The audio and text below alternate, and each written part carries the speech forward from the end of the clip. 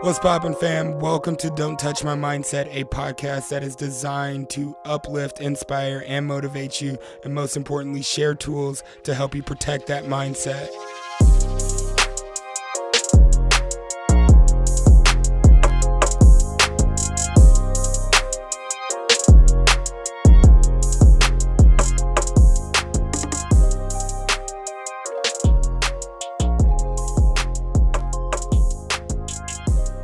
Hello, welcome. Here we are, October 6th, the official launch of Don't Touch My Mindset. I'm your host, Jay Chase, and I am inspired to be here.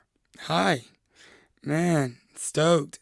Guys, the amount of love and support over the past week or so has just been amazing, of just releasing this to you guys and letting you know that I'm starting something like this. Thank you. Please keep rocking with me. I think I got some good stuff that would be very beneficial to you guys coming down the pipeline. Like I said, every Wednesday we're going to release new episodes, new mindsets, new tools to put in your mental health toolkit. This week we're going to kick it off with the 4 Agreements. It is a book that I picked up in 2017, read 3 times, lent out twice, and kind of built principles around just to maintain a positive mindset. Written by Don Miguel Ruiz. I picked it up from Peace Nook. I'm pretty sure you can find it anywhere. I know it's on Amazon. Was that an Amazon ad? I don't know. But all right, let's get into it. In this book, man, Don Miguel Ruiz breaks down the 4 agreements. 1 being, be impeccable with your word. 2 being, don't take anything personally. 3, don't make assumptions. And 4, always do your best.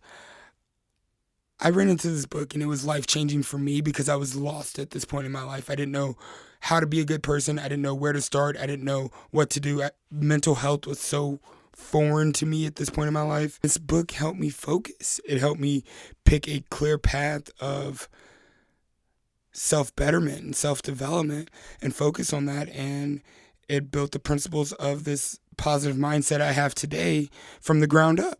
So I wanted to share that with you guys so you'll be able to use this in so many situations, and you can revisit this episode or other episodes and get different takeaways from it. So I'm just going to break it down for you and what the 4 agreements are, how they've helped me, and hopefully they can help you as well. So let's dive. So the first agreement is be impeccable with your word. The most important agreement, the most important one of them all, but also the most difficult one to follow and to put into practice. It sounds simple. Just be kind with your words and be without sin. I believe there is strength in simplicity, but that shit's hard. It's hard when faced with everyday situations, when somebody's way out of pocket and you're like, don't try me. It is hard to dig down deep within myself to bring up kind words or no words. And it's so funny how he draws it out to be impeccable with your words. That means without sin. Always lift each other up and lift yourself up.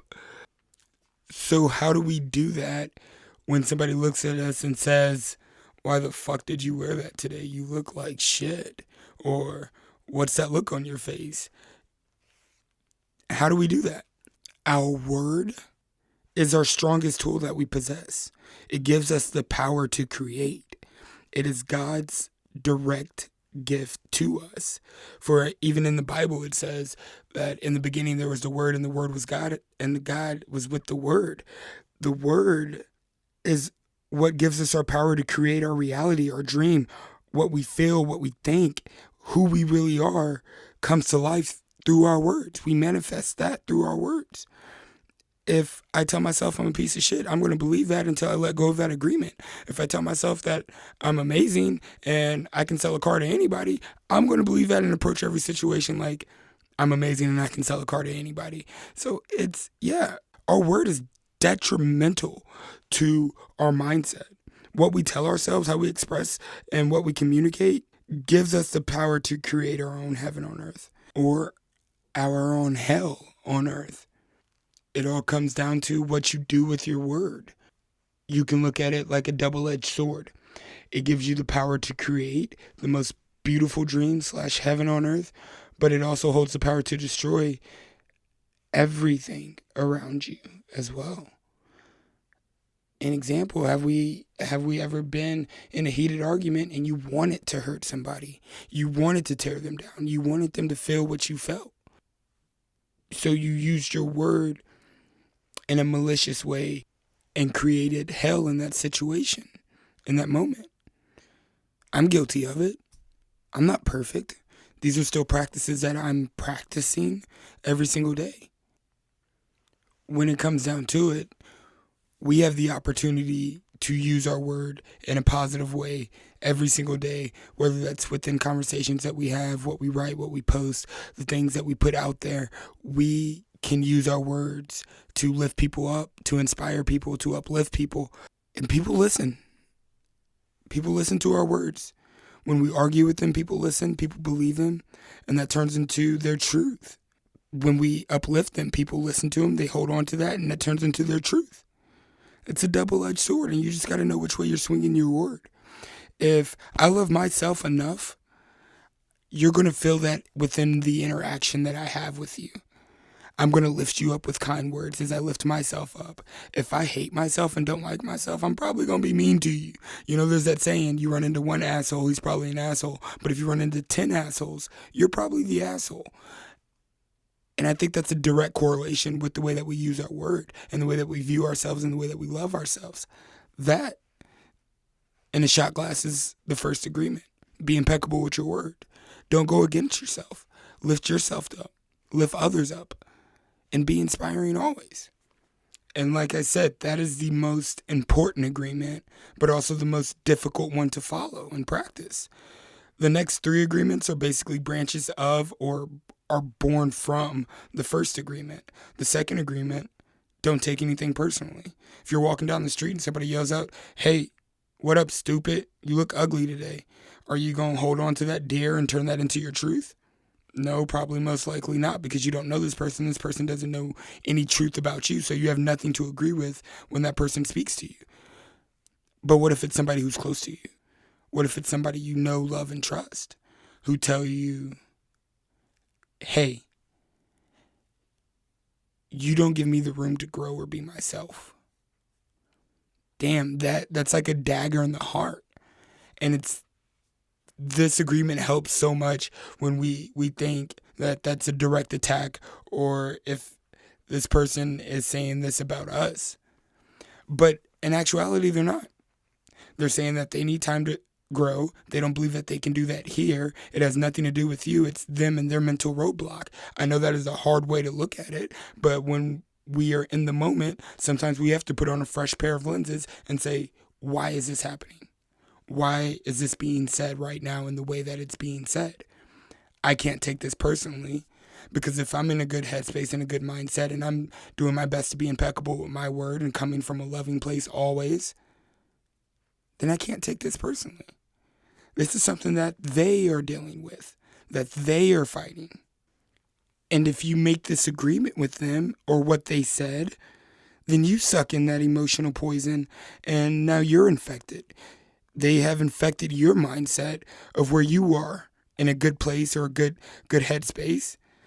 And now everything feels like it's wrong because you're taking this personally. I mean, ultimately, you can look at taking things personally as completely selfish, and that's a very harsh way to look at it. But not everything's about you. It's about them and what they're going through. So sometimes we do have to take a step back. And ultimately, we really don't need outside approval from anybody. We don't need to trust others as much as we trust ourselves.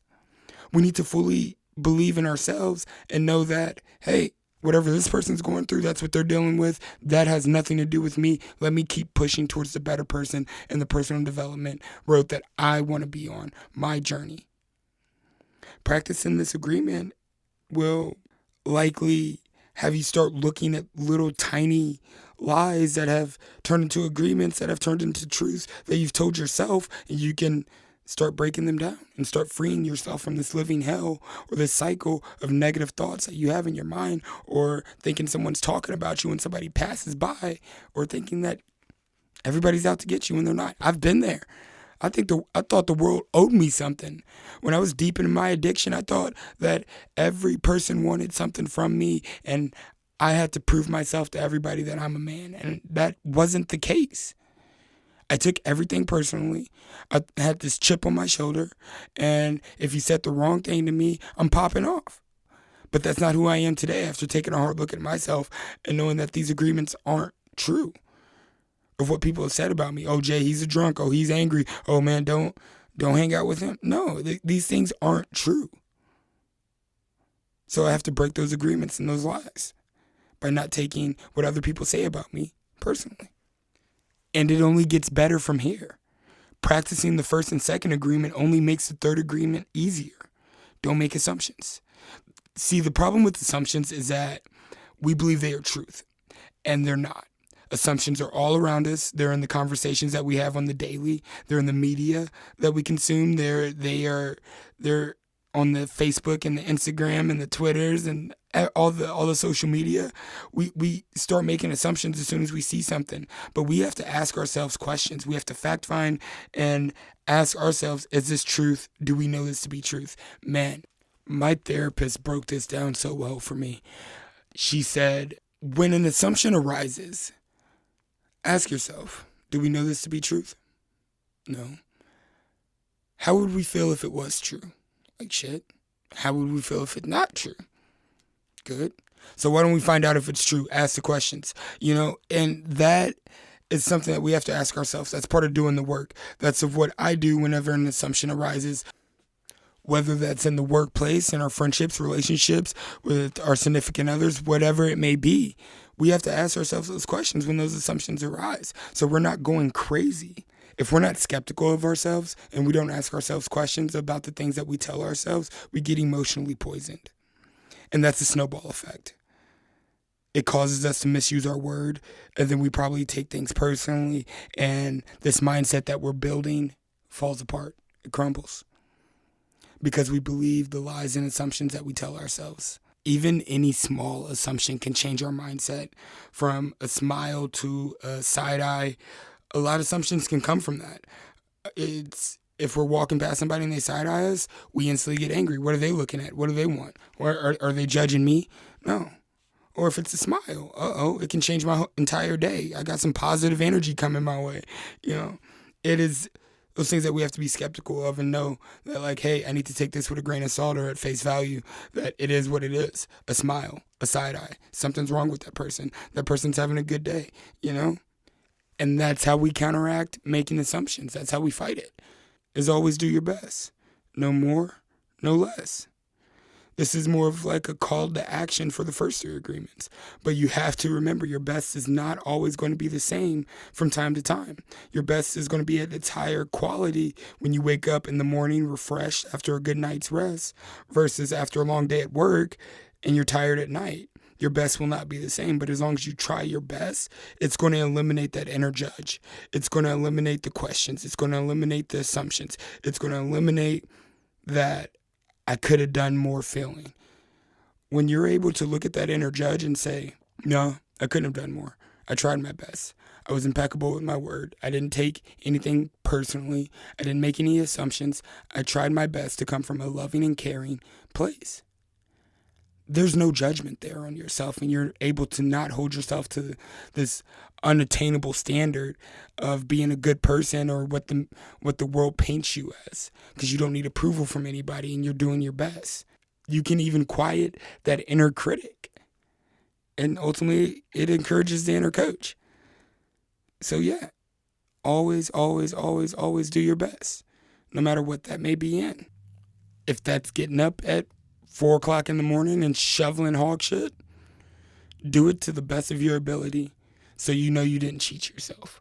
So you didn't know that you left something on the table.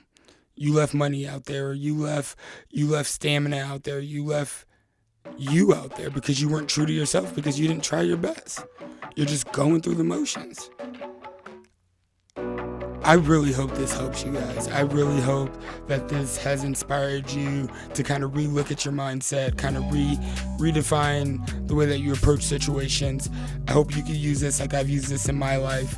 Man, this book has changed me and my way of thinking so much that it's gotten me here. And like I said, you can find this book anywhere out there. I stumbled across it at a local shop here in Columbia, Missouri. Don Miguel Ruiz, the 4 Agreements. Thank you so much for rocking with me. Keep rocking with me.